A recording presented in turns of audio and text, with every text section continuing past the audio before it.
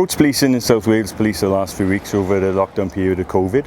We've been operating Operation Surbiton, which is a roads police initiative with our partner agency GoSafe to tackle complaints and concerns raised by the community via social media of excessive speed and antisocial behaviour during the lockdown. We are listening and responding to concerns about speed and antisocial vehicle use and carried out this operation activity to keep the roads safe for all road users. The roads may be quieter, but speeding is an offence and known to be one of the main causes of fatal and serious injury collisions. Roads police officers have been out in our communities engaging, educating and enforcing during this unprecedented time.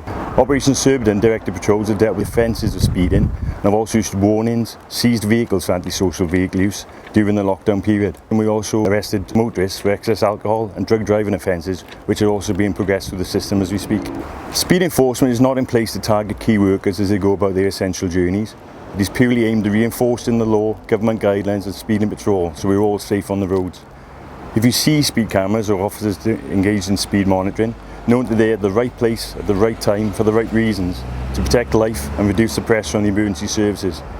If you have to leave your house, help to reduce the demand on emergency services by driving safely. If you have concerns about speeding in your community, please contact us via the GoSafe website. If a member of the public has concerns about speed and antisocial behaviour in their community, you can also leave a message via 101 via the normal reporting standards.